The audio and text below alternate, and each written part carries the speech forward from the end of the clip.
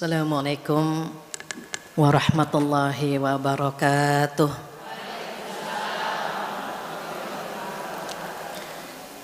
Alhamdulillahilladzi allafa baina qulubina fasbahna bi ni'matihi ikhwana. Asyhadu an la ilaha illallah wahdahu la syarikalah wa asyhadu anna Muhammadan abduhu wa rasuluh la nabiyya ba'dah. Alhamdulillah dan alhamdulillah di hari yang indah, hari Kamis, di mana amal ibadah kita insya Allah akan diangkat di sore hari. Mudah-mudahan duduknya kita di sini salah satu cara Allah menambah amal soleh kita.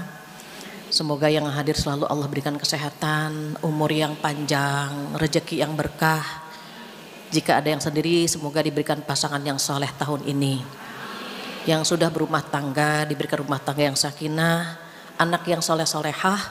Mudah-mudahan kelak Allah kumpulkan kita semua di jannah. Amin ya rabbal alamin. Tak lupa salawat dan salam kita sampaikan kepada kekasih kita Rasulullah Sallallahu Alaihi Wasallam, di mana bulan ini bulan Rabiul Awal beliau dilahirkan, di bulan Rabiul Awal pula beliau diwafatkan. Mudah-mudahan setiap bulan Rabiul Awal Allah memberikan kita kekuatan menambah cinta kepada beliau. Karena cinta yang beliau berikan untuk kita tidak sebanding dengan cinta kita untuk beliau. Nabi yang paling sibuk di hari kiamat adalah Nabi kita Muhammad Sallallahu Alaihi Wasallam. Banyak yang berharap sekali menjadi umat Nabi Muhammad Sallallahu Alaihi Wasallam, dan kita dipilih oleh Allah menjadi umatnya. Maka sering-seringlah berselawat untuk beliau, hidupkan sunnah beliau, kenali keluarga beliau, dan jadikan beliau sebagai role model hidup kita dalam segala hal. Harapannya apa? Harapannya kita bisa bersama beliau di surga nanti dan bisa mendapatkan syafaatnya di hari kiamat nanti, insya Allah. Amin ya rabbal alamin. Hari ini tema kita masih lanjut, ini tema terakhir untuk masuk surga bersama keluarga. Karena ada 8 poin yang bisa kita lakukan untuk masuk surga bersama keluarga. Sebagaimana kita ketahui, jika kita liburan, kita pergi bersama keluarga. Jika kita makan-makan, kita makan-makan bersama keluarga. Jangan sampai masuk surga tidak bersama keluarga. Semua orang tua pasti tidak rela, tidak redho kalau anaknya menjerit di dalam api neraka. Maka kita sebagai ibu jangan pernah lelah mengajak anak-anak kita dan membimbing mereka agar masuk surga bersama kita. Begitu juga para istri yang Masya Allah lebih dulu mendapatkan hidayah. Mungkin ada di antara kita ini yang hijrahnya lebih awal, sementara suami masih stuck di tempat. Mudah-mudahan ketika Allah membimbing kita ke jalan yang lebih indah, lebih baik, kita tidak meninggalkan pasangan kita. Jangan tinggalkan mereka, jangan tinggalkan suami, genggam tangannya, doakan. Mudah-mudahan kita bisa menjadi pintu suami mendapatkan hidayah insya Allah. Begitu juga teman-teman kita, sahabat kita, saudara kita yang belum bisa hadir ke pengajian dimanapun, kita tuntun dia untuk hadir bersama kita di majelis ilmu, karena teman pun bisa ngasih syafaat. Maka sering saya sampaikan, jika kita hadir di pengajian, ingat siapa yang mengajak kita. Ingat namanya, doakan dalam sholat, karena dia telah mengingatkan kita kepada kebaikan. Jika ada teman yang mengajak kepada kebaikan, maka itulah teman yang sebenarnya. Jadi teman yang sebenarnya adalah teman yang mengajak kepada kebaikan, bukan yang membenarkan semua ucapan dan tindakan kita. Kalau yang membenarkan ucapan dan tindakan kita banyak, benar mbak, setuju mbak, itu banyak yang begitu. Tapi yang mengajak kepada kebenaran itu sedikit. Jika punya teman seperti ini, jangan dilepas. Genggam tangannya, minta dituntun terus, biar bisa bersama-sama ke jannahnya insya Allah. Amin ya rabbal alamin. Hari ini kita lanjut surat Ar-Ra'd, surat ke-13, di mana ada 8 hal yang bisa menuntun kita masuk surga bersama keluarga. Kalau tidak salah sudah kita bahas 5 atau 6, saya lupa.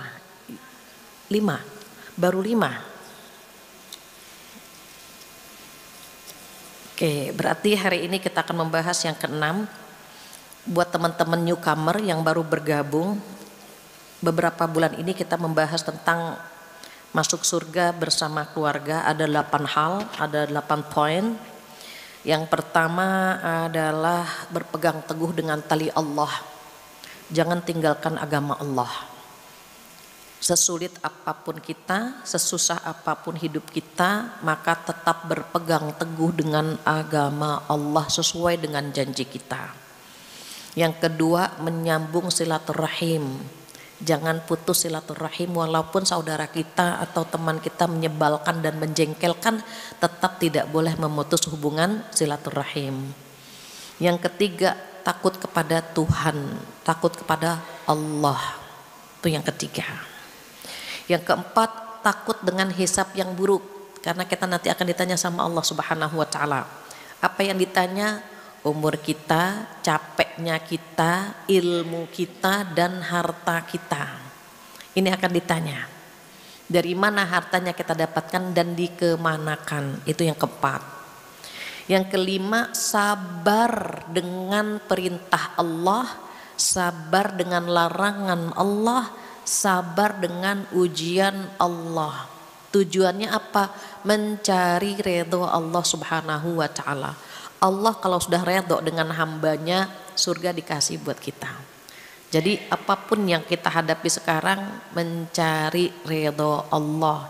Capek betul, sedih iya, kecewa pernah, tapi semuanya dalam rangka mencari ridho Allah Subhanahu wa ta'ala. Itu yang kelima. Yang keenam, mendirikan sholat. Sudah belum? Oke. Hari ini kita akan bahas a'udzubillahi minasyaitonirrajim. Yang keenam adalah wa aqamus shalah, mendirikan sholat. Sholat itu salah satu ibadah yang membuat kita kuat menghadapi ujian Allah. Sholat itu tiangnya agama kita. Lihat bangunan ini kokoh karena tiangnya kokoh. Jika ingin agama kita kuat, maka sholatnya diperbaiki. Jika kita ingin hubungan dan komunikasi kita dengan sesama itu indah, perindah hubungan kita dan komunikasi kita dengan Allah.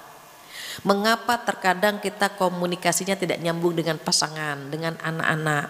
Boleh jadi komunikasi kita dengan Allah kurang baik.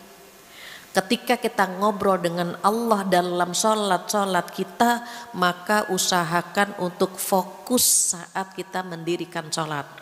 Itu bedanya antara mendirikan sholat dengan mengerjakan sholat. Kalau mengerjakan sholat hanya physically ya dia ruku, dia sujud gitu. Tetapi pikirannya entah kemana. Pikirannya boleh jadi melayang, menerawang gitu ya.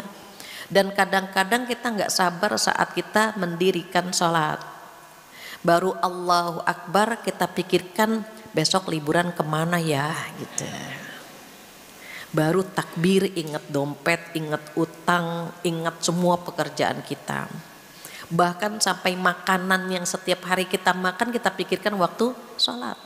Sholatnya subuh mikirinnya makan siang coba. Baru Allahu Akbar di kulkas ada apa ya? Kayaknya ada ayam, Allahu Akbar gitu. Enaknya disemur apa digoreng, sami Allah liman hamidah. Pernah kan begitu? Oh sering, Masya Allah. Nanti ketika selesai assalamualaikum gitu, kita langsung ke kulkas ngambil ayam sesuai dengan planning kita waktu kita sholat. Planning kita itu kita buat waktu sholat, coba bayangkan. Makanya wajar kalau malaikat lapor kepada Allah, ya Allah hambamu sholat. Tetapi sholat yang bisa aku terima cuma 10%. Ada yang 9%, ada yang 8%. Sedih kalau dengar ini. Bagaimana ini ya Allah?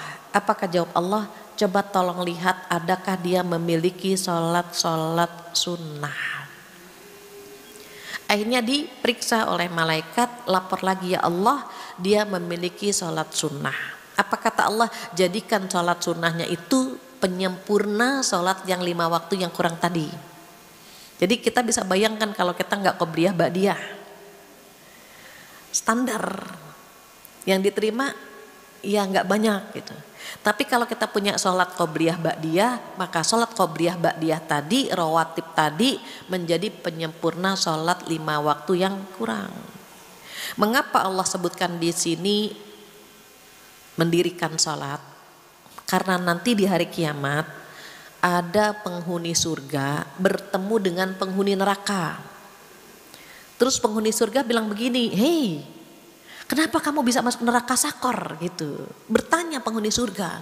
Kita kan bareng-bareng gitu. Tapi kenapa kamu masuk neraka sakor? Apa jawabannya? Karena dahulu kami tidak sholat. Jadi yang tidak sholat masuk ke dalam neraka yang disebut dengan neraka sakor. Dari mana kabarnya? Dari surat Al-Muddathir. Boleh ibu tolong buka surat Al-Muddathir. Di situ ada dialog antara penghuni surga dengan penghuni neraka yang masuk ke neraka sakor.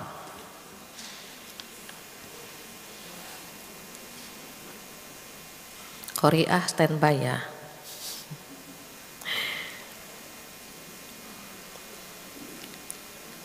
Setelah Al-Muzammil itu ada surat Al-Muddathir, surat 74 ayatnya 40. Sebetulnya sampai 47, tapi boleh tolong dibacakan sampai 44 saja. Surat 74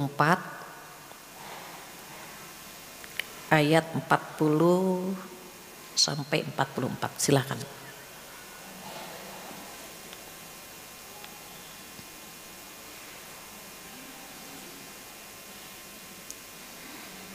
A'udzu billahi minasyaitonir rajim.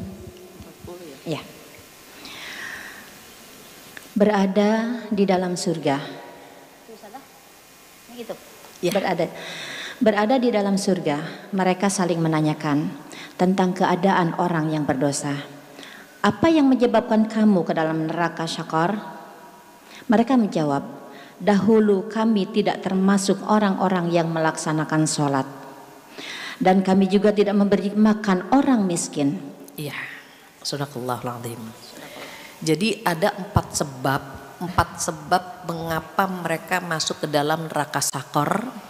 Yang disebut pertama adalah karena dahulu kami tidak sholat dan tidak pernah memberi makan orang miskin. Sholat hubungan dengan Allah, memberi makan itu hubungan dengan manusia. Jangan anggap remeh memberi makan. Jangan menganggap remeh sholat.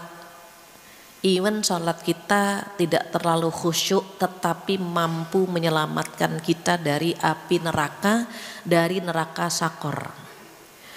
Ketika seseorang sholat berkomunikasi dengan Allah, setannya banyak dikirim berlapis-lapis untuk mengganggu komunikasi kita. Makanya mau khusyuk susah kan. Sebelum sholat mau wudhu saja itu diganggu dulu. Di kamar mandinya lama, ngeliat wajah di cermin dulu, ngeliatin jerawat dulu gitu kan. Mau wudhu itu lama kita. Belum nanti pipisnya, istinjanya. Sudah selesai perut kita dikocok-kocok. Kayaknya tadi gak pengen keluar angin, kenapa sekarang pengen keluar angin gitu kan. Itu karena kita mau ngobrol sama Allah, karena kita mau dialog dengan Allah, maka setan dikirim berlapis-lapis. Sehingga kita nggak fokus, nggak khusyuk dalam sholat. Dalam Al-Quran dikatakan apa? A'udzubillahi minasyaitonirrajim. Fawailul lil musallina alladzina hum an salatihim sahun. Apa sahun? Sahun itu artinya lalai, lupa. Maka fawailun, wail apa? Celaka. Loh kok celaka bagi orang-orang yang salat? Dijelaskan sama Allah. Fawailul lil musallina alladzina hum an salatihim sahun. Maka celakalah bagi orang-orang yang salat, yaitu yang lalai dalam salatnya. Ini bisa kita lihat di surat Al-Ma'un, surat ke-108. Nah, saat Allah Subhanahu wa taala berfirman fawailul lil musallin, tolong jangan berhenti di sini. Pahami dengan ayat selanjutnya. Siapa yang celaka? Alladzina hum an salatihim sahun, yaitu yang lalai dalam salatnya. Apa definisi lalai? Definisi lalai ini ada 3 kelas. Untuk para sahabat, untuk orang-orang salafus soleh, ketika mereka sholatnya tidak khusyuk, maka mereka sudah mengatakan celaka. Aku sholatnya hari ini lalai, kenapa enggak khusyuk? Pernah Abu Bakar masuk ke dalam masjid sedang sholat, tiba-tiba di depannya ada burung, warnanya indah gitu. Itu melihat bulu burung sudah langsung bilang apa? Celaka, aku sholatnya enggak khusyuk karena melihat burung. Kalau kita kan enggak khusyuk tiap hari. Bahkan saking khusyuknya kita bingung, ini kedua apa ketiga. Kalau mereka enggak khusyuk itu sudah mengatakan celaka. Hari ini aku sholatnya enggak khusyuk. Itu level pertama, level paling bagus. Maka kalau kita mengejar level itu, Masya Allah, ada itikat baik, ada effort, ada kemauan kuat untuk khusyuk. Misalnya menatap tempat sujud gitu, menyuarakan bacaan sekedar telinga kita mendengar ya. Bismillahirrahmanirrahim. Alhamdulillahirrahmanirrahim. Kenapa? Ada usaha kita pengen khusyuk. Even ternyata bisa khusyuk di rokat pertama sama kedua, ketiga lupa lagi kan gitu. Maka level paling tinggi adalah level para sahabat salafus soleh yang kalau sholatnya nggak khusyuk, mereka langsung bilang apa? Celaka. Kali ini aku sholatnya tidak khusyuk begitu. Itu level nomor 1. Level lalai nomor 2 adalah kita. Kapan kita menganggap kita lalai? Saat kita lalai di 3 hal. Yang pertama, lalai waktunya. Contoh, adzan berkumandang. Allahu Akbar, Allahu Akbar. Terus kita bilang apa? Alhamdulillah sudah masuk waktu zuhur. Tapi pas banget lagi di meja makan. Allah juga tahu kita lapar. Bismillahirrahmanirrahim. Kita makan dulu. Terus kita bilang nanti habis makan mau sholat langsung. Kenyataannya kan tidak. Habis makan terus ngeliat gadget dulu, sendawa, senderan, ketiduran. Pernah kan begitu? Kadang-kadang tanggung lagi di depan laptop, tanggung. Lagi main sama cucu, lagi ngobrol sama suami. Tahu kita, ngobrol sama suami kan pahalanya besar. Adzan berkumandang gak bubar. Ya Allah, saya lagi bercengkrama dengan suami, ya Allah, betul. Tapi kita lalai waktunya. Itu lalai nomor 1. Kita pernah lalai waktu. Shopping, lalai. Aduh ya Allah masih di jalanan. Aduh masih masak. Lalai ya sholat kita, lalai waktunya. Yang kedua apa? Lalai rokaatnya. Pernah kan? Kedua atau ketiga, ya Allah. Kedua atau ketiga, lupa kita. Terus bagaimana kalau dalam kondisi seperti ini? Ambil yang sedikit. 2 atau 3 baru 2 gitu maksudnya. Ini ketiga apa keempat sih ya Allah, ketiga apa keempat gitu. 3 gitu. Orang sholat itu harus mengambil keputusan dengan cepat. Jangan bolak-balik duduk berdiri. Ya Allah sebetulnya keberapa sih ini? Harus langsung ambil keputusan. Ketiga atau keempat, 3 gitu. Ambil yang sedikit. Terus bagaimana? Sebelum salam sujud sahwi. Tapi jangan zuhur sujud sahwi, asar sujud sahwi, maghrib sujud sahwi, kebangetan banget gitu. Jangan juga. Walaupun kita tahu Oh boleh sujud sahwi, betul boleh. Tetapi jangan terlalu sering. Fokuslah sedikit, cuma 5 menit ya. Tapi setan hebat banget. Kadang-kadang kalau kita lupa, kita nggak khusyuk, kita berdalil apa? Nggak apa-apa sholat, pikiran kemana-mana. Daripada kemana-mana tidak sholat, begitu. Jadi kita akhirnya sholat, lupa lagi. Itu lalai rokaat. Ada yang ketiga, lalai bacaannya. Kita baca yang agak panjang suratnya. Bismillahirrahmanirrahim. Wadduha wal laili idza saja. Wadduha. Lupa kita. Balik lagi bismillahirrahmanirrahim. Qul huwallahu ahad. Sering kan? Pernah begitu? Pernah.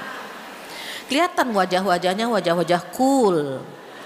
Qul huwallah, qul a'udzu birabbil falaq, qul a'udzu birabbin nas. 3 qul ini terus yang kita baca. Lupa sedikit qul a'udzu birabbin nas gitu. Paling naik itu kemana? Wal asr gitu. Itu agak mendingan gitu. Karena 3 qul ini favorit gitu ya. Setiap baca panjang sedikit lupa, balik lagi ke qul huwallah gitu. Terus bagaimana? Coba ditargetkan. Kita nggak bisa hafal 30 juz. Tapi hafalkanlah juz 30 gitu. Kita nggak bisa hafal 30 juz, tapi minimal juz 30 kita hafal. Biar bacaan surat kita itu ganti-ganti, berubah. Jangan itu lagi. Ada seorang istri cerita, Bu Fatia, suami saya kalau jadi imam suratnya kuliah keluarlah. Udah 5 tahun Bu, itu aja dia. Ternyata suaminya memang bisanya surat itu. Yang menjadi masalah ketika pandemi, ketika COVID, sholat taraweh 8 rakaat, itu semuanya itu coba. Isyaknya itu, tarawehnya itu, witirnya itu. Padahal terkadang kalau kita lagi banyak pikiran, baca qul ya ayyuhal kafirun itu bolak-balik itu nggak selesai kan? Karena suratnya sama, ayatnya sama. Qul ya ayyuhal kafirun la a'budu ma ta'budun wala antum 'abiduna ma a'bud, gitu kan? Nah itu sama tuh. Terus sama kan? Ada yang sampai muternya 2-3 kali.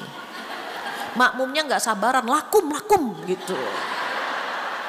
Karena dia nggak ketemu lakumnya di mana lakumnya gitu. Muter-muter itu surat Al-Kafirun. Kita lalaikan bacaannya itu. Maka butuh hafalan tambahan.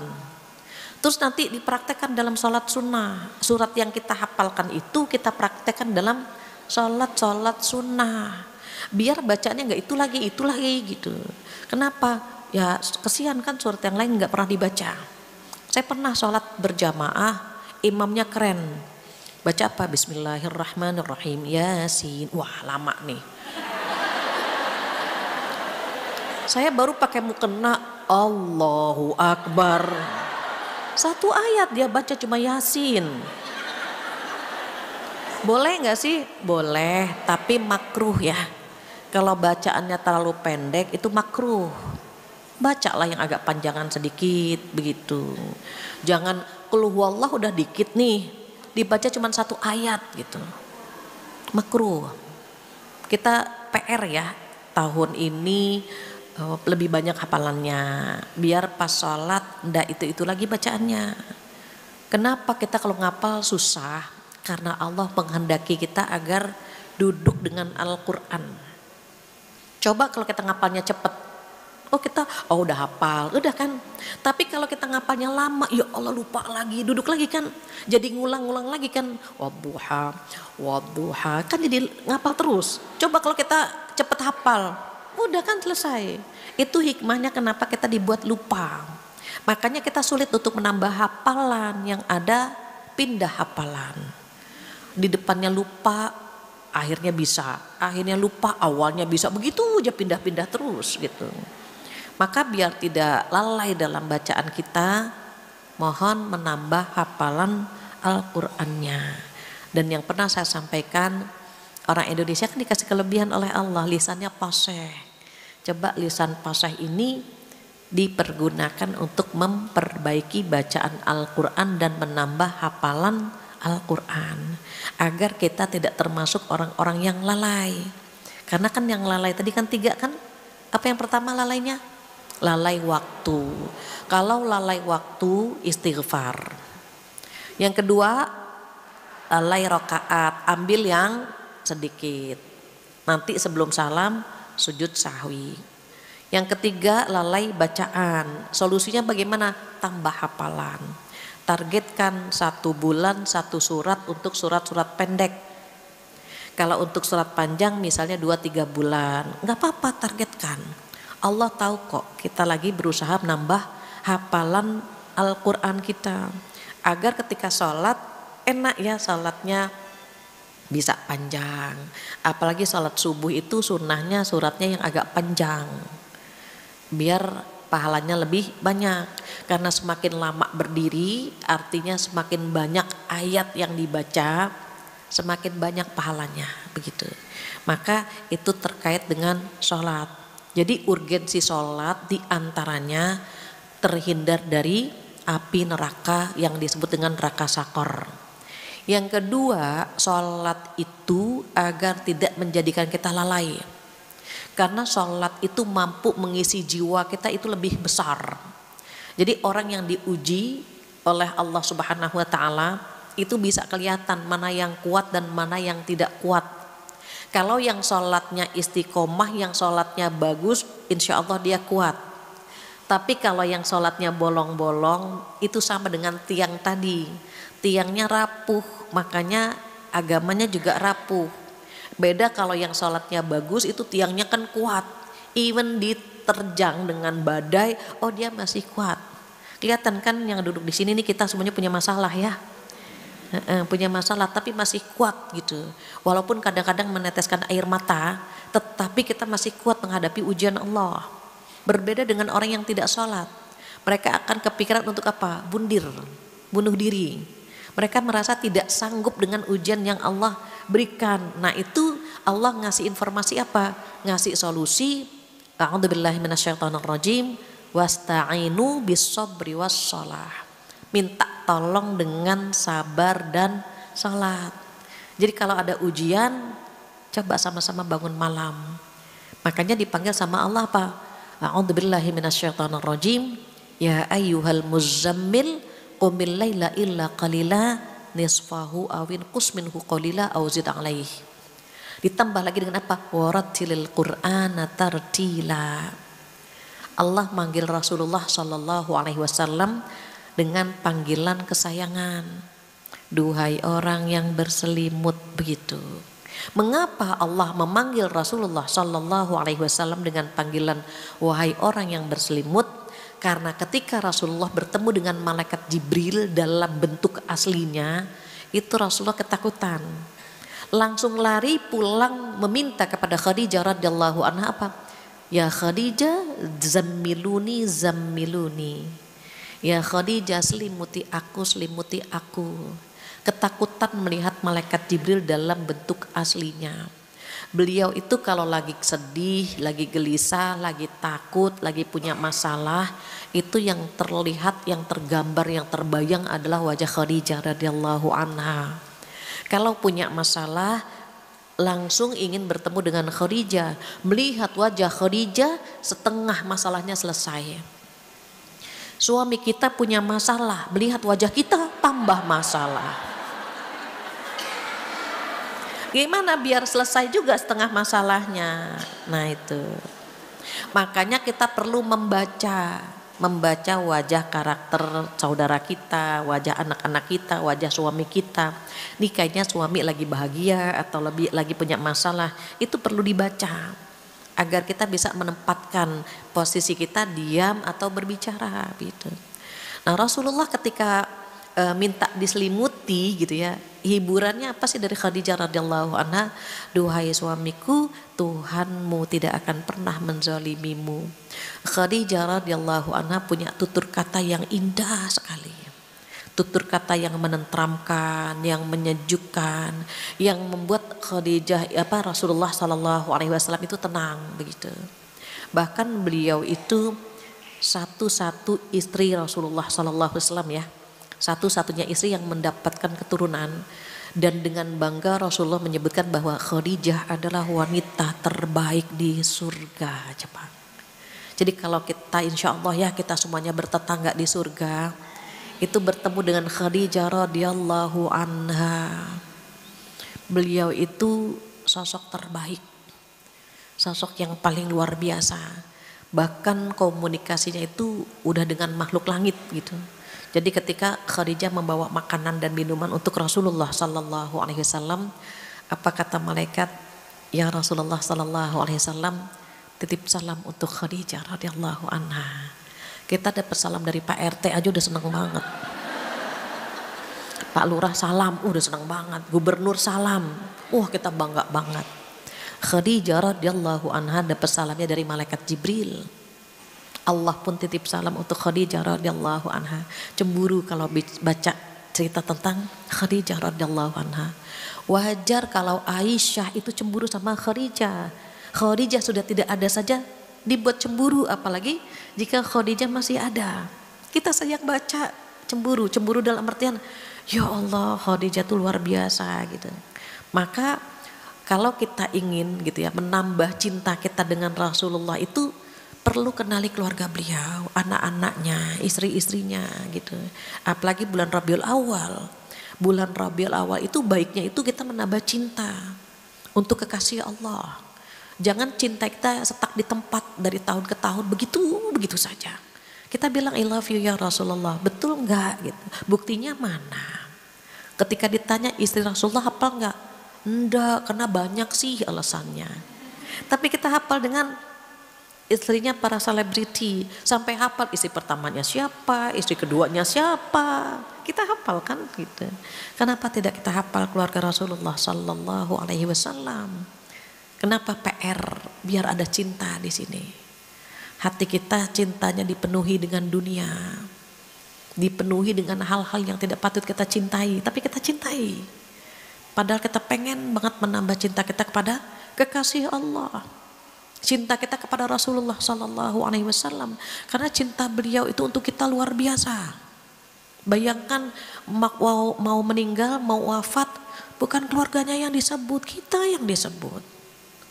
Bayangkan ketika hari kiamat, siapa yang paling sibuk? Beliau, nyari siapa? Nyari kita. Apakah sebanding dengan cinta yang kita berikan untuk beliau?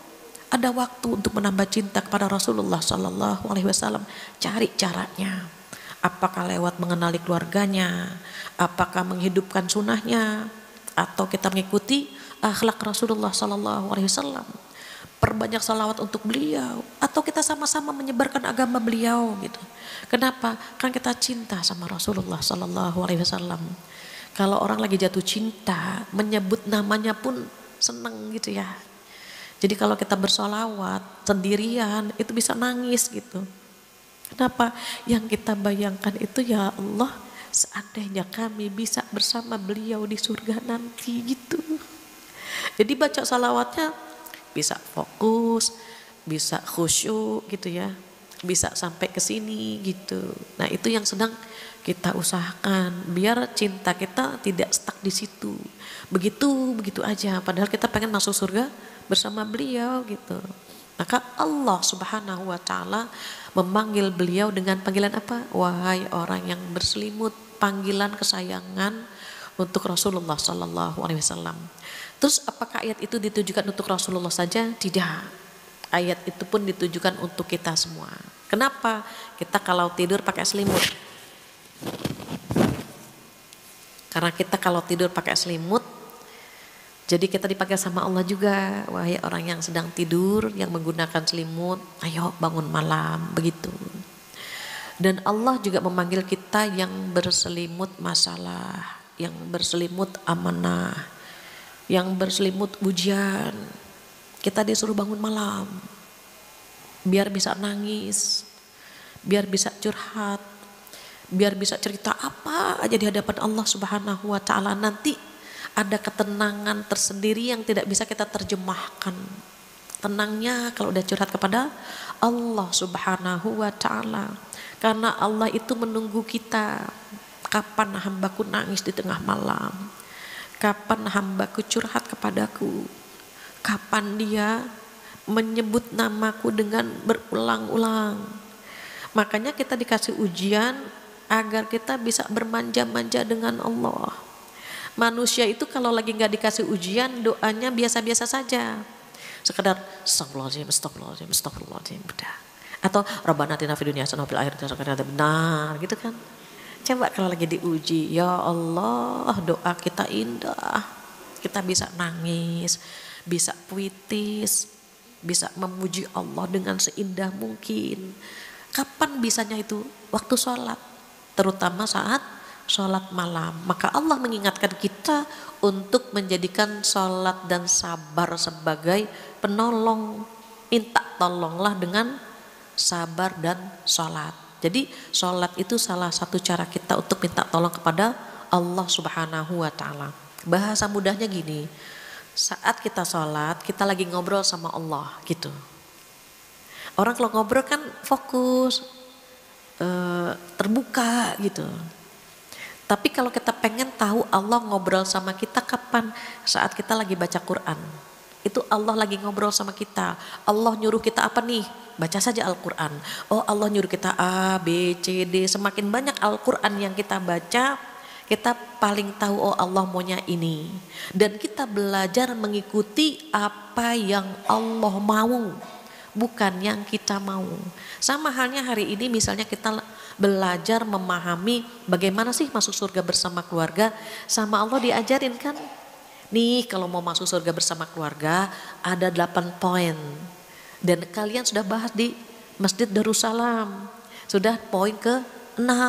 Kira-kira nanti kalian amalkan atau tidak, begitu maksudnya. Jadi kalau ingin tahu Allah ngobrol sama kita, baca Al-Quran. Kalau kita yang ngobrol sama Allah, kita mendirikan sholat. Maka di ayat ini dikatakan salah satu cara kita masuk surga bersama keluarga, ingatkan keluarga kita untuk setia dengan sholat. Dimanapun dengan kondisi apapun tetap mengingat sholat. Jadi kalau traveling yang pertama kita pikirkan sholatnya tadi di mana gitu maksudnya. Kita mau ke Bandung enaknya sholatnya di mana. Kita mau ke Semarang, kita mau ke luar negeri sholatnya di mana. Yang pertama kali kita planning itu enaknya sholatnya di mana. Setelah sholat baru kita bisa shopping, bisa traveling ke tempat yang lain. Tetapi yang diingat pertama adalah sholat. Bekas tempat sujud kita itu usahakan ada di tempat yang pernah kita singgahi. Kemana saja kita pergi ada bumi Allah yang kita pijak dan kita sujud di dalamnya atau di atasnya. Jadi setiap kita pergi silakan. Boleh kita traveling tetapi sholat jangan dilupakan. Ini tipsnya ya agar bisa masuk surga bersama keluarga. Kemudian yang selanjutnya apa yang ke-7, wa anfaqu mimma razaqnahum sirra wa alaniyah. Nah, sirra wa alaniyah ini cara. Jadi kalau mau masuk surga kata Allah di sini yang ke-7 menginfakkan harta. Caranya bagaimana? Sembunyi-sembunyi atau terang-terangan. Jadi kalau kita bersedekah itu boleh sembunyi-sembunyi, boleh terang-terangan. Mengapa kita perlu sembunyi-sembunyi? Agar terjaga keikhlasan kita. Mengapa harus terang-terangan? Agar memotivasi yang lain. Agar sedekah juga seperti kita. Contoh, kita mengajak teman-teman misalnya, kita donasi yuk buat Palestina, aku titip ya 500. Kita nggak bisa bilang pamer 500 pamer, enggak. Boleh jadi ketika dia menyebut nominalnya agar yang lain ayo gitu. Ayo kita sama-sama sedekah. Kita mulai dari diri kita gitu. Sedekah subuh yuk, sedekah Jumat yuk, saya titipnya sekian. Dia terang-terangan menyebut nominalnya, boleh jadi karena dia memotivasi yang lain. Kita tidak boleh suuzon dengan orang yang sedekah dengan terang-terangan. Terus kenapa Allah menyebut sembunyi-sembunyi? Agar terjaga keikhlasannya. Karena ibadah yang paling bagus kan menyembunyikannya. Itu yang perlu disembunyikan. Salah satu yang perlu disembunyikan, ibadah yang perlu disembunyikan adalah sedekah. Karena Allah menyebutnya sirra.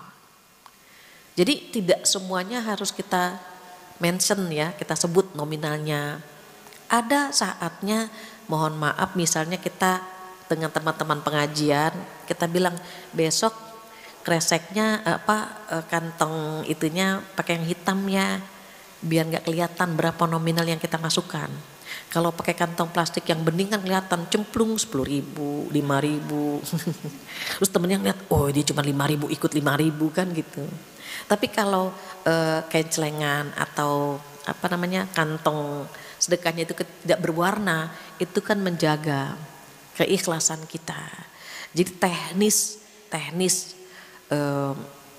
bersedekah itu boleh sembunyi-sembunyi agar kita punya ibadah rahasia. Boleh terang-terangan agar kita punya sedekah jariah. Gara-gara kita sedekah terus yang lain ngikuti, itu jariah buat kita.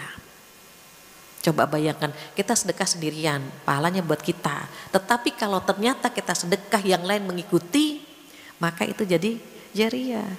Apalagi, oh ada ya Bu Fatia ya misalnya, oh ada ya Bu sedekah hari Jumat, oh ada ya sedekah ini. Terus mereka mengikuti, membiasakan. Itu membuat kita mendapatkan jariah, mendapatkan transferan dari orang yang mengikuti kita. Maka diminta untuk terang-terangan. Kenapa sih perlu bersedekah? Diingat ya, yang masuk neraka sakor, yang pertama karena tidak sholat, yang kedua tidak pernah memberi makan orang miskin. Nah itu. Kita nggak pengen kan, masa sih surga yang luasnya seluas langit dan bumi, tidak ada kita di dalamnya. Karena kita tidak pernah memberi makan orang miskin. Karena Allah ngasih bocoran sama kita, orang masuk neraka sakor karena dia tidak sholat dan tidak pernah memberi makan orang miskin. Masa iya seumur hidup kita nggak pernah membantu orang miskin. Bahkan apa pesan Rasulullah? Pesan Rasulullah, jangan tinggalkan orang miskin. Jangan lupakan orang miskin. Orang miskin itu doanya itu diijabahnya cepat. Bahkan boleh jadi duduknya kita di sini, posisi kita, rezeki kita gitu ya. Itu karena doa mereka. Doa kita mungkin lambat diterima, lambat untuk dikabulkan. Tetapi doa orang miskin yang pernah kita bantu, Masya Allah itu cepat sekali. Kita sedang tidur nyenyak, terus orang yang pernah kita bantu menyebut nama kita. Itu yang terkadang membuat kita bisa mendapatkan rezeki yang berlimpah. Maka sedekah yang paling bagus itu disebutkan oleh Allah di situ kepada kerabat. Jangan jauh-jauh kita bersedekah, adik kakak kita nggak kita bantu, om tante kita nggak kita bantu, keponakan yang yatim nggak pernah kita bantu. Apa kata Allah? A'udzubillahi minasyaitonirrajim. Wa atal mala ala hubbihi dzawil qurba. Coba, wa atal mala ala hubbihi. Yang dia cintai kepada siapa? Kepada kerabat. Wa atal mala ala hubbihi dzawil qurba, baru wal yatama wal masakin. Jadi yang Allah sebut itu sedekah dengan harta yang kalian cintai kepada siapa? Kepada kerabat, kemudian kepada anak yatim, baru orang miskin. Tengok saudara-saudara kita, adik-adik kita, kakak kita, kalau dia pernah kita bantu, terus dia bilang, Kak makasih ya Kak, mudah-mudahan rezeki kakak tambah berkah, mudah-mudahan rezeki kakak tambah banyak, amin. Dia doakannya tulus dari hati dia, karena dia bahagia, kakaknya masih ingat dengan dia gitu, kakaknya masih perhatian dengan dia, atau ke abang kita, ke keponakan dan seterusnya. Maka kita diminta untuk bersedekah dengan harta kita, baik sembunyi-sembunyi maupun terang-terangan. Terus banyaknya jumlahnya bagaimana? Kalau zakat kan 2,5%, kalau sedekah kan bebas. Hanya Allah mengingatkan kepada kita kalau sedekah itu jangan berlebihan dan jangan pelit. Ibu tolong buka surat Al-Furqan, surat ke-25 ayat 68. Kalau jumlahnya itu Allah menyampaikan kepada kita juga. Ayat 67 maaf. Surat 25 ayat 67 boleh dibacakan Neng? A'udzubillahi minasyaitonirrajim.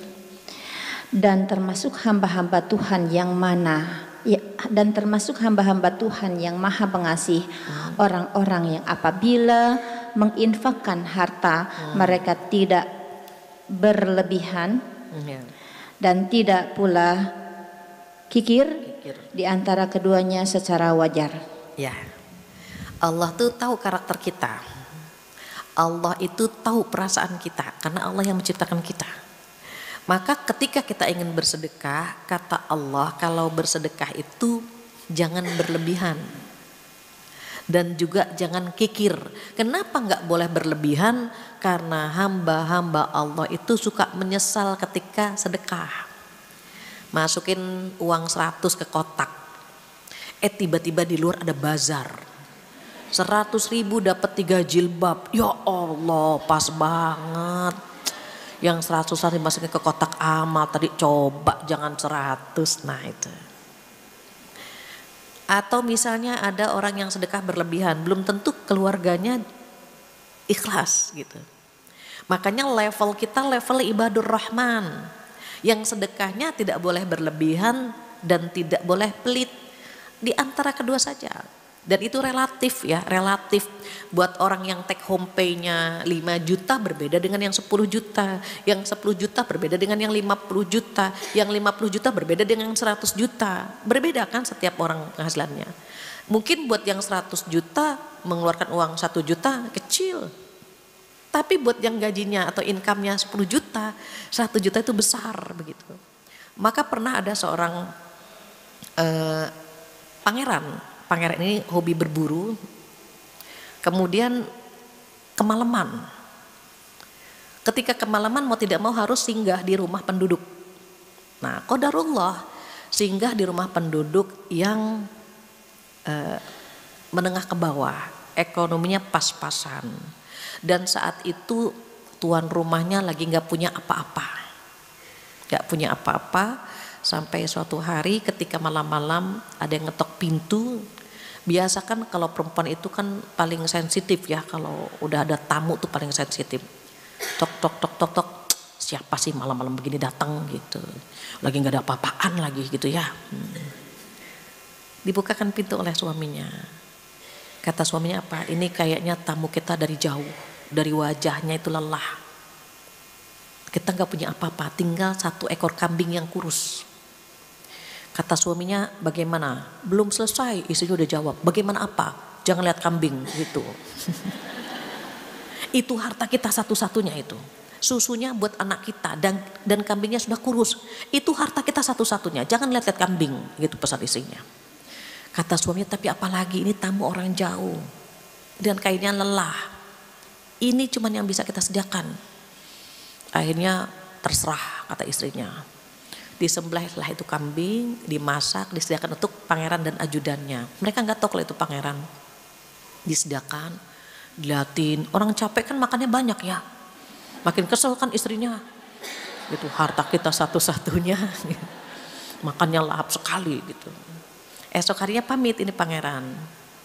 Pamit, bilang sama ajudannya, tolong keluarkan sekian dirham gitu. Saya lupa nominalnya.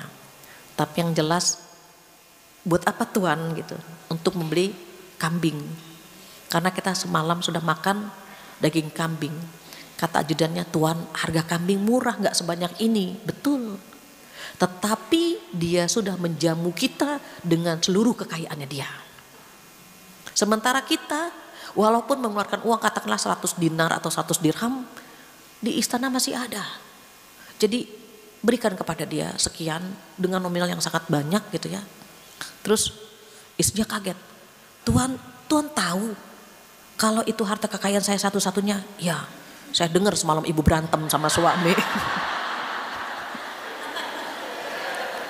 Kan perempuan kalau udah kesel suaranya agak tinggi. Tamunya dengerin ini lagi cekcok gitu kan. Apa kata suaminya? Lihat ibu tuh, kita sedekah sekian diganti sama Allah lebih banyak lagi. Tapi kan perempuan perlu bukti gitu ya. Kalau laki-laki Allah ganti nanti. Iya tapi kan gitu.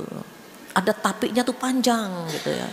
Perempuan itu agak perhitungan dikit gitu. Makanya bendahara dari SD sampai kita kuliah perempuan kan. Karena memang perhitungannya tajam perempuan itu. Jadi kalau kita mau sedekah itu luar biasa itu.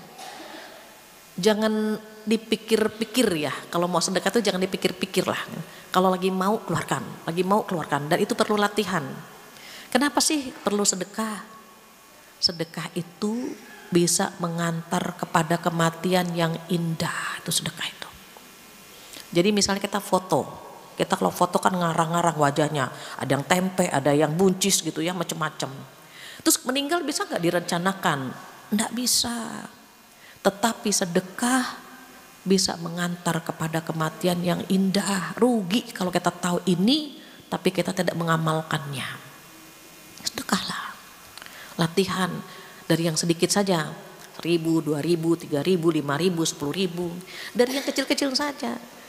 Ya tetangga, orang jualan kita lebihkan, ke SPBU kita lebihkan itu insya Allah sedekah. Makanya orang yang sedekah itu insya Allah terhindar dari musibah,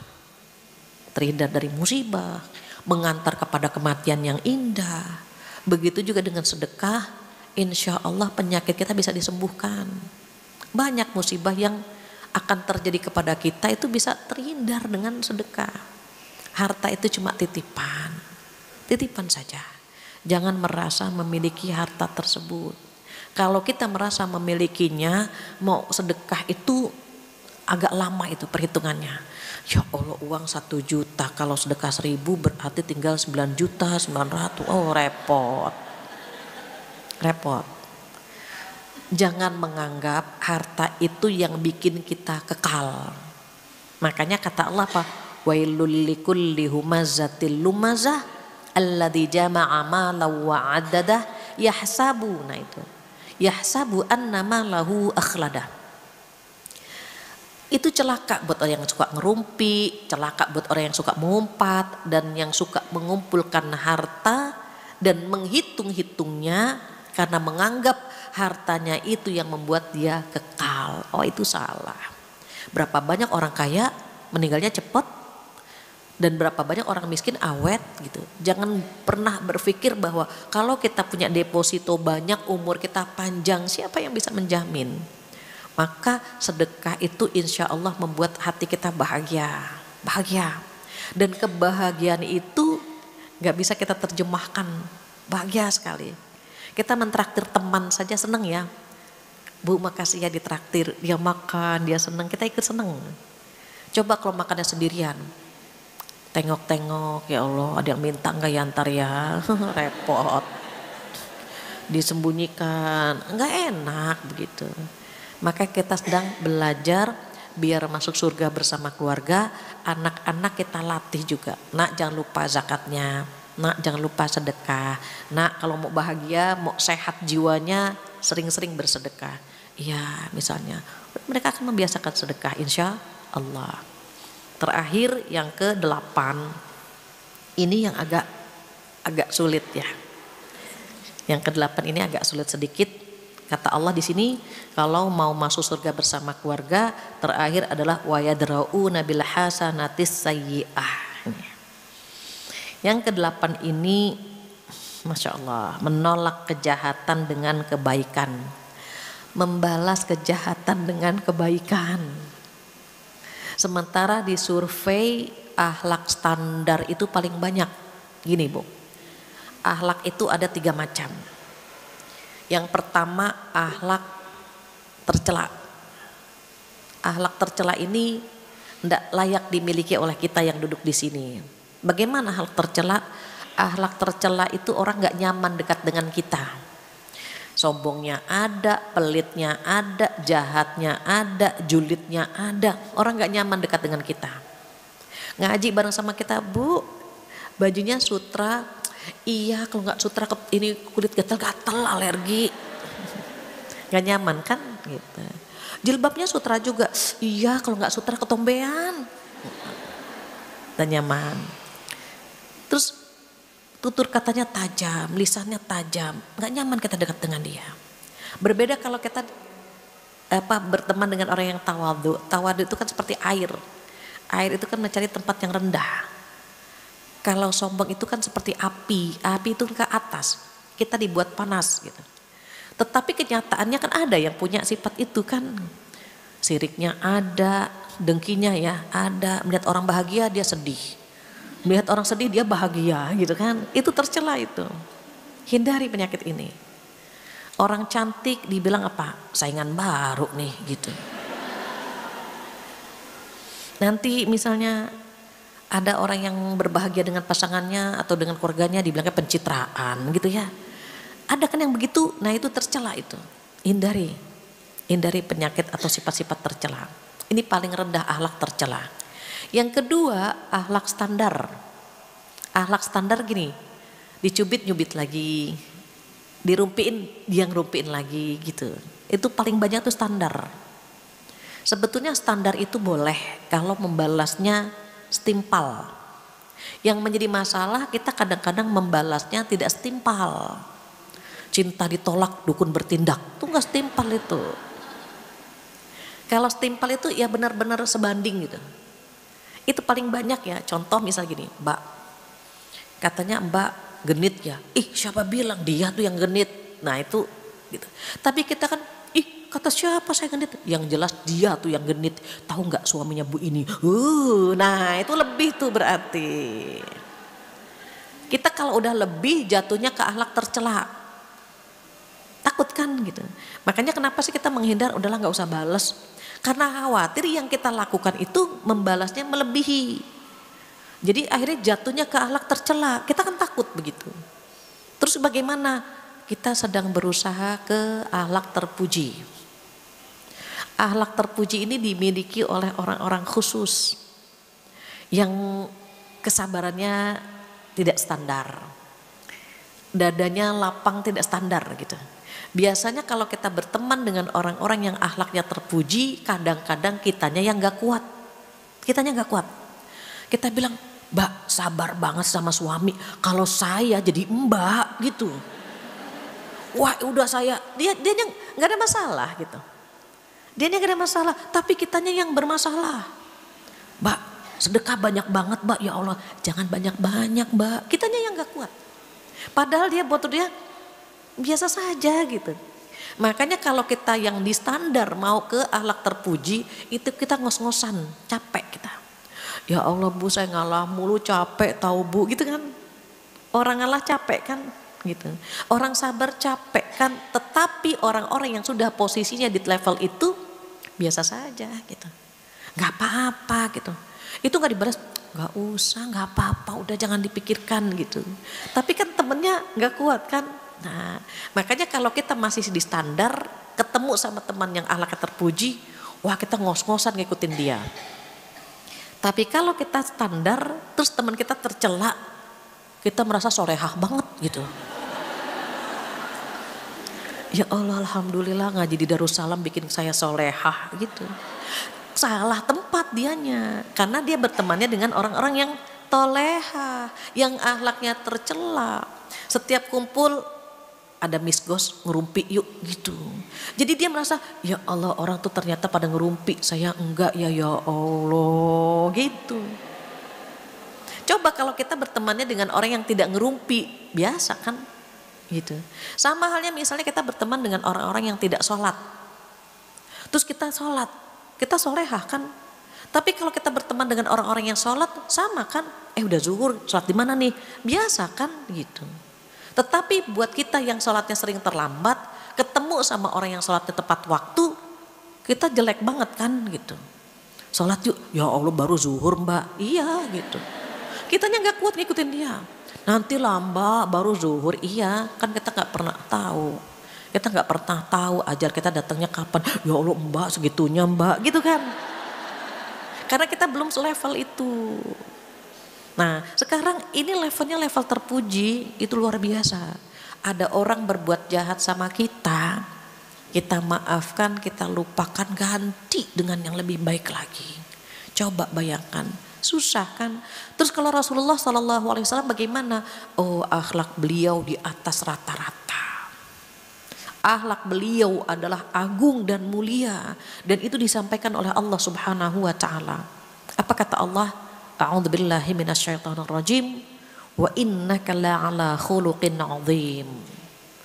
Sesungguhnya engkau ya Rasulullah sallallahu alaihi wasallam memiliki akhlak yang sangat agung, yang sangat mulia. Itu di atas rata-rata, Bu. Kita mau berakhlak terpuji saja, ya Allah itu capeknya luar biasa. Pengennya bales, pengennya gitu kan. Kata Allah jangan. Kalau mau masuk surga, balas semua perilaku mereka yang tidak baik dengan kebaikan. Dengan kebaikan. Padahal mereka punya niat jahat. Padahal mereka pernah berbuat jahat sama kita. Lupakan dan maafkan. Ganti dengan akhlak terpuji. Kenapa? Kan pengen masuk surga gitu. Mungkin di antara kita pernah ya berhadapan dengan orang yang pernah membuli kita, pernah memfitnah kita, pernah berbuat tidak baik dengan kita. Tapi kita menganggapnya biasa saja. Biasa saja. Kenapa? Karena kita pengen punya akhlak terpuji. Ibu pasti pernah ingat ya dengan kisah Rasulullah SAW. Yang setiap pagi ke pasar cuma mau nyuapin seorang pengemis Yahudi yang buta. Padahal lisan orang Yahudi ini tajam. Ucapin kata-kata yang tidak baik. Muhammad gila lah, Muhammad tukang sihir gitu ya. Kalau kita ketemu orang begini nih Bu, kita dikata-katain, kita apain tuh orang? Dia buta ini kan gak ngelihat, kita pukul aja dia gak ngelihat gitu. Tetapi Rasulullah Sallallahu Alaihi Wasallam setiap pagi, bayangkan setiap pagi datang. Makanya ketika Abu Bakar bertanya kepada Aisyah, ya Aisyah, apa amalan suamimu yang belum aku lakukan? Apa kata Aisyah? Suamiku setiap pagi memberi makan seorang pengemis buta di pasar. Akhirnya kata Abu Bakar apa? Kalau gitu siapkan biar aku bawa makanan itu untuk pengemis tersebut. Dicari sama Abu Bakar. Di mana pengemis buta ini? Ketemu di pojok, lagi mulutnya lagi komat-kamit, Muhammad gila gitu. Kata Abu Bakar, ya Allah orang kayak gini dikasih makan gitu. Luar biasa kan gitu. Kemudian dihampiri oleh Abu Bakar, karena kan pengemis begini tangannya biasanya. Diletakkan makanannya di situ, dilempar. Nyebelin banget kan gitu ya, dikasih makan dilempar lagi gitu. Apa kata pengemis ini? Bukan seperti ini orang tersebut memberi makan kepadaku. Coba. Bagaimana dia memberi makan kepadamu? Dia nyuapin aku seperti menyuapi anak yang masih kecil. Dia suapin aku. Yang kotor dibersihkan. Bayangkan Rasulullah. Udah dikatain masih disuapin. Kalau yang keras dihaluskan, yang kotor dibersihkan di pinggir-pinggir mulutnya. Abu Bakar terharu. Apa kata Abu Bakar? Tapi kamu tidak akan pernah mendapati orang ini lagi. Enggak, sebentar lagi akan datang kok. Enggak, kata Abu Bakar. Dia sudah tidak ada. Orang yang kamu fitnah, orang yang kamu katain Muhammad gila, dia yang nyuapin kamu setiap pagi. Mulai kamu jangan berdusta. Dia akan datang sebentar lagi, tidak. Dia sudah tiada, kata Abu Bakar. Ketika minta keyakinan dari Abu Bakar, langsung nangis pengemis ini, memegang tangan Abu Bakar dan berkata, saksikan saat ini aku bersyahadat, aku masuk Islam. Kenapa? Indah sekali akhlak Rasulullah Sallallahu Alaihi Wasallam. Bayangkan difitnah setiap pagi, dikasih makan setiap pagi, disuapin lagi gitu. Kita mungkin gak ada yang sanggup seperti itu gitu ya. Setiap hari ada seorang Yahudi juga ngeludahin. Tiba-tiba orang ini sakit. Ditanya sama Rasulullah, ini orang yang biasa ngeludahin saya kemana ya gitu. Sedang sakit. Ditanya rumahnya di mana gitu. Ditengokin, makanya orang Yahudi kaget. Ya Allah, datang yang biasa saya ludahi gitu ya. Ya habislah saya gitu kan. Ternyata ditengok, ditanya. Kita gak bisa selevel itu, tapi minimal kita punya akhlak terpuji. Janganlah kita punya akhlak tercela, jangan. Kita khawatir ketika kita memiliki akhlak yang tercela, saat berbuat jahat kepada orang lain, Allah nyabut nyawa kita. Janganlah. Terus kalau kita pernah punya tercela, bagaimana? Istighfar, mohon ampun gitu ya. Pengen kayak gini ya Bu, kalau ada orang jahat kita balas dengan kebaikan. Itu mulia banget gitu. Tapi kita lagi belajar, pengen banget gitu ya. Makanya saya katakan yang ke-8 ini paling susah, apalagi buat perempuan. Perempuan itu kalau sudah disakiti, itu ingatnya lama. Apalagi jika yang menyakiti adalah orang yang paling dia cintai. Wah, itu dia hafal tanggalnya, bulannya, tahunnya. Benar-benar seperti ahli sejarah gitu. Terus bagaimana kita mau ke level ini? Berusaha untuk bisa memaafkan kesalahan orang lain. Lagi belajar ya Bu.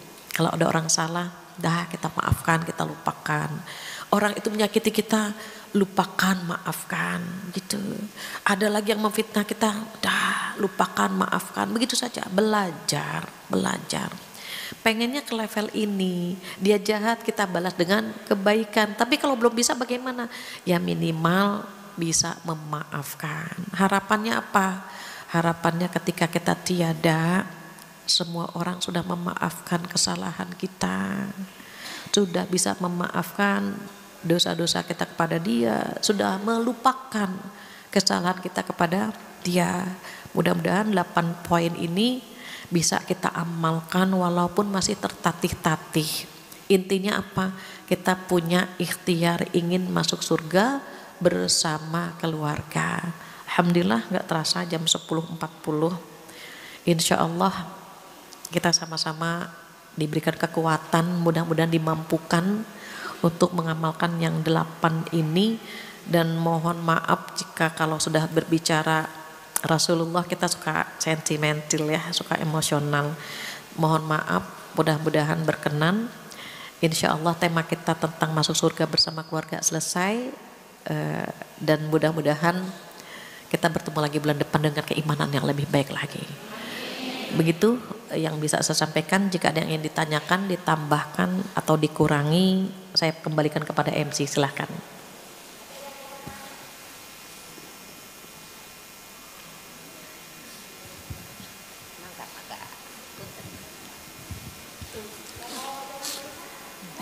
Bismillahirrahmanirrahim. Assalamualaikum warahmatullahi wabarakatuh. Waalaikumsalam. Saya Siti Komsyatun dari Cilengsi. Pernah saya mendengar ya Ustazah, ada penceramah yang menyampaikan bahwa dalam kita bersujud, kita tidak boleh menambahkan bahasa-bahasa kita karena akan membatalkan sholat kita. Yang saya maksud ini bahasa-bahasa seperti apa yang membatalkannya? Itu saja. Salat, ya. Terima kasih. Assalamualaikum warahmatullahi wabarakatuh. Waalaikumsalam warahmatullahi wabarakatuh. Ada lagi biar saya tampung atau langsung saya? Oh ya, di belakang silahkan.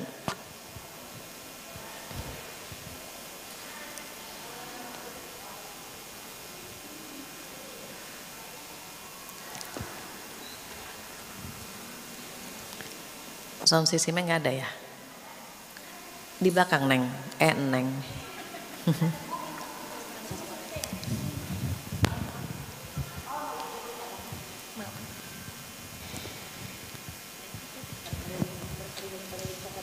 Oh iya, terima kasih Neng.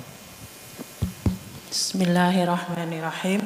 Assalamualaikum warahmatullahi wabarakatuh. Waalaikumsalam warahmatullahi wabarakatuh. Alhamdulillah hari ini bisa hadir bertemu langsung dengan Ustazah. Alhamdulillah. Sampai 43 baru hadir hari ini. Masya Allah, dari 8 poin yang Ustazah sampaikan, mungkin semua kita sudah menjalani proses itu ya Ustazah. Insya Allah. Tapi yang paling berat memang poin ke-8. Membalas kebaikan dengan kebaikan itu sudah biasa ya Ustazah. Betul. Tapi membalas kejahatan dengan kebaikan itu luar biasa. Saya ada pengalaman di lingkungan tetangga mungkin ya. Mungkin ini ibu-ibu juga mengalami gitu. Kita sudah mencoba berbuat baik, tapi kebaikan kita mungkin tetangga kita itu belum dapat hidayah kali ya. Jadi tidak ada nilainya gitu saja. Jadi selalu mencari keburukan kita gitu. Itu cara menyikapinya gimana Ustazah? Mungkin itu saja. Baik. Assalamualaikum warahmatullahi wabarakatuh. Waalaikumsalam warahmatullahi wabarakatuh. Iya, di belakang tadi saya lihat ada satu lagi jilbab coklat. Mudah-mudahan jam 11 bisa selesai ya.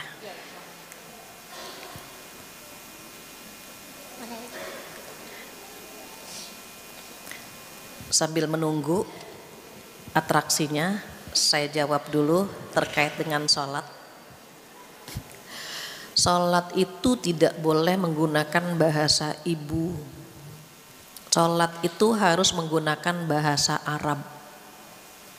Jadi kalau misalnya kita dalam sujud terakhir punya masalah yang kita tidak bisa ungkapkan dengan bahasa Arab, di sujud terakhir dalam hati saja. Karena kalau kita berbicara berdoa dengan bahasa Indonesia, batal salat kita. Jadi memang harus menggunakan bahasa Arab. Kalau nggak bisa bagaimana? Ya sudah dalam hati. Ada 3 yang harus sama ya dengan Rasulullah SAW itu. Yang pertama bahasanya, yang kedua gerakannya, gitu ya. Kemudian yang ketiga itu arahnya. Bahasa di situ termasuk zikir dan bacaan yang kita baca ya sesuai dengan yang Rasulullah ajarkan. Jadi kalau kita pakai bahasa Indonesia, ya Allah gitu, tolong dong, langsung batal. Jadi gimana dong? Ya udah sujud lama, minta dalam hati saja. Karena bahasa Indonesia bisa membatalkan sholat. Bahasa ibu, mau bahasa Sunda, bahasa Jawa, batal. Terus yang bagus bagaimana? Doa-doa yang ada di Al-Quran. Rabbana atina kan ada di dalam Al-Quran. Rabbana la tuzigh qulubana ada dalam Al-Quran. Doa anak sholat, anak soleh, Rabbana hablana min azwajina ada dalam Al-Quran. Kalau kita nggak bisa bahasa Arab, kan di Al-Quran ada kan doa-doa tersebut. Maka baca doa itu. Doa umur 40 tahun ada juga dalam Al-Quran. Begitu. Jadi hafalkan saja doa-doa yang ada di dalam Al-Quran jika kita nggak bisa bahasa Arab. Yang di dalam Al-Quran saja. Jadi intinya bahasa selain Arab itu membatalkan sholat. Begitu. Kemudian yang kedua, masalah tetangga. Tetangga gimana, nyebelin banget gitu. Ibu qadarullah diuji lewat tetangga. Kita anggaplah ujian lewat tetangga itu ringan. Kenapa? Di luar gerbang kita. Nggak ketemu nggak apa-apa kan gitu. Yang repot kan yang ujiannya itu di dalam rumah. Sekamar lagi sama kita. Itu. Mau lari kemana coba gitu. Kalau sama tetangga tinggal tutup pintu nggak ketemu selesai. Tapi kalau kita ada di dalam rumah, lewat anak, lewat suami, itu kan gitu. Jadi berarti bersyukur alhamdulillah ujiannya lewat tetangga. Terus yang kedua bagaimana? Kalau kita nggak pengen punya dosa, punya salah, ingat kesel ngeliat dia, jarang-jarang ketemu aja sama dia. Jaga jarak dengan dia, jarangin ketemunya gitu. Kenapa sih harus ada dia? Oh Allah ngirim dia untuk menguji kesabaran kita. Masa di dunia orang baik semuanya? Enggak lah gitu ya. Dibuat, dikirim sama Allah. Dia tidak baik sama kita. Itu kan atas izin Allah. Atas izin Allah, kalau suami baik, anak baik, tetangga baik, ujiannya bisa jadi lewat harta, bisa jadi tempat lain begitu. Qadarullah ujian kita lewat tetangga, dan saya menganggap kalau ujian dari tetangga itu masih gampang lah. Tinggal tutup pintu aja selesai gitu. Doakan gitu. Terus kalau dia punya kesalahan ya kita lagi belajar memaafkan. Belajar memaafkan. Karena tadi ya kita kan pengen di akhlak terpuji. Kalau kita membalas kesalahannya dia dengan kesalahan lagi, kita tambah dosa kan. Ya sudah, jarangin menatap wajahnya saja dan doakan begitu. Allahu a'lam. Kemudian pertanyaan yang di kertas. Assalamualaikum Bu Ustazah. Waalaikumsalam. Nomor 1 nih pertanyaannya, puasa sunnah apa yang nilainya paling tertinggi Ustazah? Puasa bulan Muharram, itu ada hadisnya. Sholat yang paling bagus setelah sholat 5 waktu adalah sholat tahajud, dan puasa yang paling bagus setelah puasa bulan Ramadan adalah puasa bulan Muharram. Ibu, bulan Muharram kan ada hari Asyura tuh, nah itu maksudnya. Kemudian Ustazah, kasihan setiap kajian saya niatkan pahalanya buat kedua orang tua yang sudah wafat. Sedekah juga begitu buat orang tua. Terus saya dapat pahala nggak? Dapat lah. Kan yang ngerjain kita, maklum ya, kita kan pedagang ya, ibadah kita kadang-kadang hitung-hitungan. Jadi Imam An-Nawawi kan berpendapat begitu. Ikhlasnya seorang hamba, ibadahnya seorang hamba itu kan ada 3 kelas. Kelas pertama seperti seorang hamba sahaya yang takut sama majikan. Kita pengen ninggalin sholat, takut kan? Nah, berarti level ibadah kita kelas 1. Walaupun baru 1, tapi udah berkelas, udah takut sama Allah. Kedua, menurut Imam An-Nawawi, ikhlasnya seorang hamba itu seperti seorang pedagang. Pedagang mau dapat apa? Untung. Seakan-akan bilang, ya Allah, saya ngaji nih ya Allah, jangan lupa pahalanya ya Allah, gitu.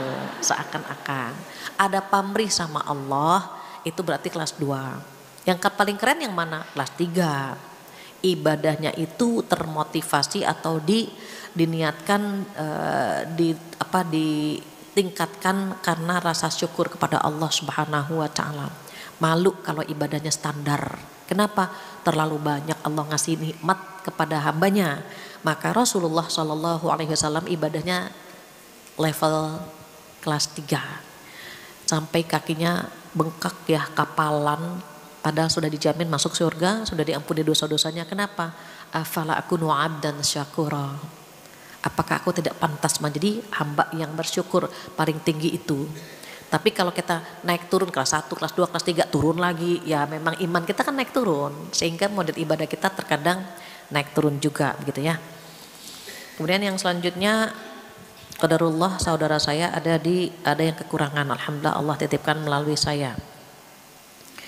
Saya salurkan secara sembunyi-sembunyi dengan cara membantu membayarkan biaya sekolah anak-anaknya. Tapi ibu saya menyarankan untuk memberitahukan agar tidak seperti kita tidak ikut bantu. Oke. Maksudnya ibunya bilang sampaikan saja gitu. Khawatir kalau kita nggak ngasih tahu gitu ya. Itu dia lihatnya kita nggak bantu. Kalau versi saya boleh dua-duanya. Kadang-kadang boleh disampaikan, kadang-kadang tidak. Yang tidak disampaikan itu biar menjadi ibadah rahasia. Tapi kenapa kadang-kadang harus disampaikan agar ada laporan di mata manusia? Kadang-kadang ketika kita melakukan amal soleh itu perlu ada laporan. Niatnya apa? Informasi bahwa saya bantu ya gitu. Ikhlas itu antara kita sama Allah. Tetapi informasi itu kepada manusia. Contoh kita jadi karyawan, bos kita bilang bikin laporan ya. Kita kan nggak bisa bilang saya sudah ikhlas, cukup Allah yang tahu. Kan nggak bisa. Kadang-kadang ada hal-hal yang manusia harus tahu juga gitu. Makanya tadi ya boleh terang-terangan, boleh sembunyi-sembunyi. Kalau untuk biaya sekolah misalnya terang-terangan. Tapi ada hal-hal yang lain yang kita sembunyi-sembunyi agar terjaga keikhlasan kita begitu. Baik Ustazah, bagaimana menyikapi saya punya kakak ipar sedang sakit terus dia bicara merencanakan bahwa keluarga besar akan ada perjalanan semua. Kita sewa mobil, qadarullah 1 minggu setelah itu dia meninggal. Apakah rencana dia itu nazar dan bagaimana keluarga? Beda planning, beda nazar. Kalau planning itu bukan nazar ya. Bagaimana kalau besok kita liburan gitu. Kalau nazar itu janji. Kalau saya gitu ya, dapat ini saya akan begini gitu. Tetapi kalau planning, ya planning kita punya rencana gitu. Itu bukan nazar, jadi berbeda. Maka kalau misalnya sudah dia niatkan, kita jalan-jalan yuk bersama keluarga, itu planning kayaknya. Saya yang sewain mobil deh gitu. Ternyata qadarullah dia meninggal. Ya namanya dia punya rencana, Allah menentukan yang lain. Ya sudah, patungan saja bareng-bareng gitu ya. Terakhir, Assalamualaikum, saya Ibu Siti dari Cilengsi. Saya ingin bertanya, saya sudah memaafkan tapi tidak ingin bertemu dengan orang yang sudah menyakiti dan menzolimi saya. Gimana hukumnya? Gak apa-apa. Perempuan itu kan kalau mau melupakan susah gitu ya.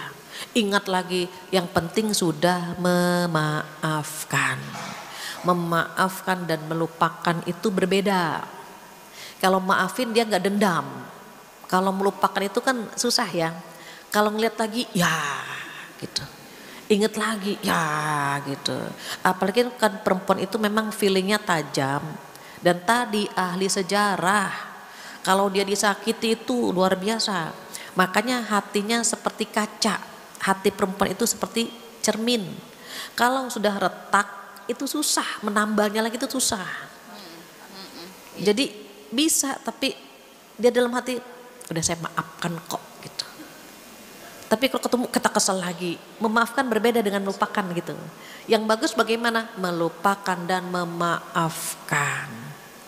Ingat saja yang terjadi atas izin Allah. Ketika dia melukai kita atas izin Allah. Bahkan kalau kita mau ekstrim, ketika dia menyakiti kita, ya sebenarnya Allah mau mengangkat derajat kita lewat dia sebetulnya. Cuma kitanya nggak kuat, itu sebetulnya. Jadi ada orang melukai kita, kan lewat dia kita jadi belajar sabar kan. Ya Allah kok dia jahat banget. Lewat dia kan kita belajar kuat. Lewat dia kita dihina, dijatuhkan. Ketika kita sabar, Allah angkat. Seperti bola bekel. Semakin dilempar ke bawah, membalnya langsung tinggi kan. Kalau ada orang yang menjatuhkan kita, sebenarnya Allah lagi mengangkat derajat kita. Tapi kadang-kadang kita bertanya, ya Allah kenapa dia begitu ya Allah. Allah ditanya, ya Allah tahu justru lewat dia, kata Allah, aku akan mengangkat derajatmu. Tapi sayangnya kamu kurang sabar sedikit lagi aku akan angkat derajatmu. Sayangnya kita tidak sabar. Jadi ujian Allah bisa lewat seseorang gitu ya. Allah mengirim dia, menguji kesabaran kita. Kita cocok atau enggak, kita kuat atau tidak. Kalau kita kuat, perhatikan. Semakin banyak yang membenci kita, semakin banyak yang menjatuhkan kita, Allah akan angkat derajat kita setinggi-tingginya. Terus mintanya apa? Ya Allah kuatkan ya Allah. Hamba tahu dia menyakiti hamba karena izinmu. Engkau kirim dia untuk melukai hati hamba ya Allah, karena akan engkau angkat derajatku. Berpikir positifnya apa? Kalau ada orang yang membicarakan keburukan kita di belakang, membicarakan kita di belakang, karena dia gak bisa berada di depan kita. Kalau dia selevel dengan kita kan ngomongnya bareng, tapi kenapa dia ngomongin kita di belakang?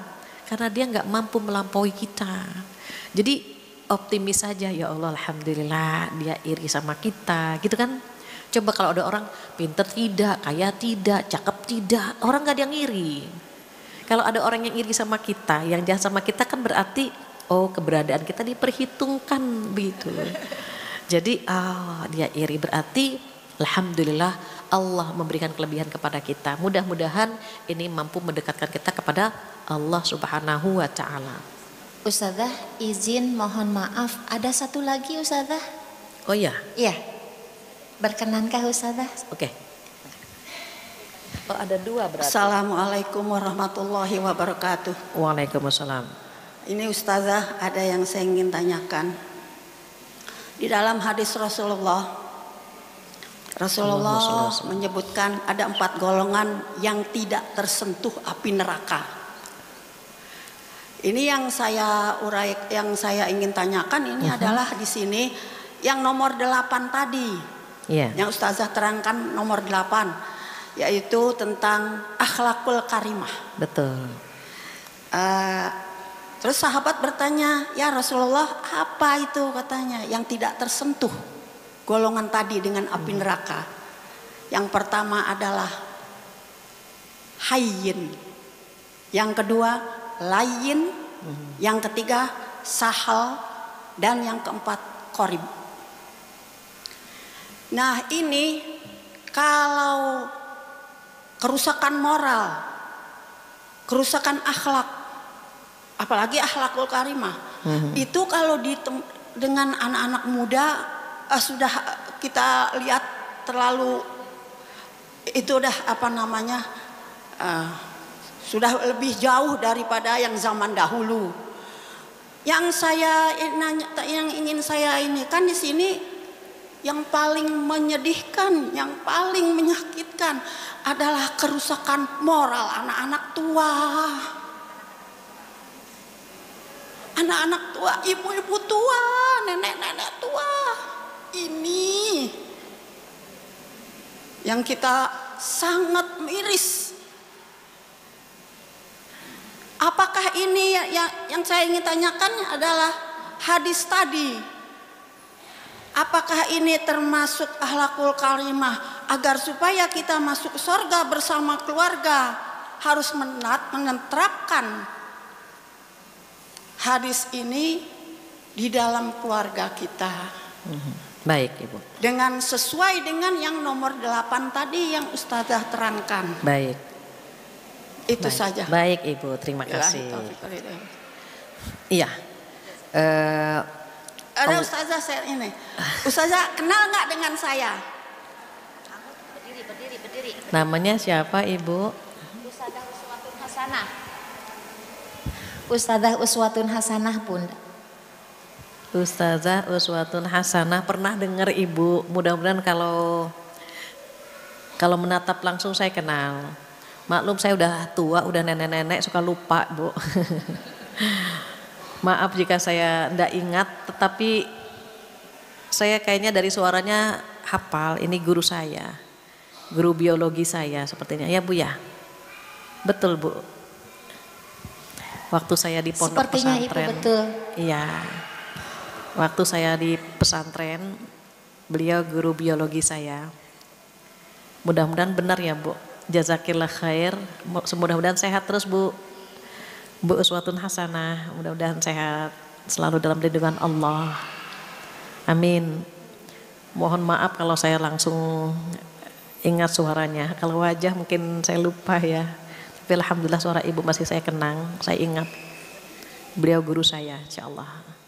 Mata'anallah bituli hayatiha insyaAllah, amin. Baik Bu Uswatun Hasanah, terkait dengan akhlak, kita semuanya ingin masuk surga bersama keluarga. Jadi kalau ada orang yang sudah tua tetapi akhlaknya tidak memiliki akhlak terpuji, saya khawatir anak cucunya ngikuti gitu. Yang saya pesankan di akhir tadi adalah bagaimana kita berusaha memiliki akhlak terpuji. Karena khawatir kalau kita sedang berbuat jahat dan ternyata Allah mencabut nyawa kita, itu kan yang kita nggak siap. Yang paling kita khawatirkan dalam hidup adalah su'ul khotimah, itu kan paling khawatir, paling takut gitu. Paling takut kalau kita meninggalnya su'ul khotimah. Bagaimana su'ul khotimah? Sedang berbuat jahat, sedang berbuat tidak baik, Allah cabut nyawa kita. Itu kan yang kita khawatirkan. Maka jangan pernah mencoba melakukan hal-hal yang dilarang. Jangan melakukan hal-hal yang melukai hati orang. Karena takut dia nggak redho dengan kita dan dia akan membawa itu ke pengadilan Allah nanti di hari kiamat. Itu yang kita takutkan. Jadi jazakillah Bu atas tambahannya. Mudah-mudahan duduknya kita di sini salah satu usaha kita untuk menjadikan akhlak generasi sekarang itu indah. Dan dimulai dari diri kita. Dari kita terlebih dahulu, mudah-mudahan anak cucu kita mengikuti kita insyaAllah. Demikian jazakillah Bu Uswatun Hasanah. Terakhir di kertas ini, Umi, saya pernah mendengar bahwa jika suami kita selingkuh maka ia berhutang badan. Dan hutang badan itu dibayarkan oleh anak perempuannya, tidak ada. Gak ada. Masa yang selingkuh bapaknya yang bayar badannya anaknya, enggak lah, enggak ada. Jadi yang berbuat dosa orang tuanya, dosanya buat orang tua. Berapa banyak yang kita lihat ya, ayahnya bukan ayah yang baik, tapi kan anaknya hafal Quran, anaknya wanita solehah. Kenapa? Karena dia tahu mau punya ayah yang nggak soleh tuh nggak enak gitu. Maka dia berusaha menjadi anak yang soleha, harapannya agar suaminya juga soleh. Karena orang baik ketemu orang baik, orang tidak baik bertemu dengan orang tidak baik. Jadi intinya didiklah anak-anak kita sebaik-baik pendidikan. Jika memang ada yang diuji lewat suaminya selingkuh, insya Allah justru anak-anaknya yang akan menyenangkan dia. Demikian, kurang lebihnya mohon maaf, nggak terasa karena sudah jam 11, saya rasa cukup sekian.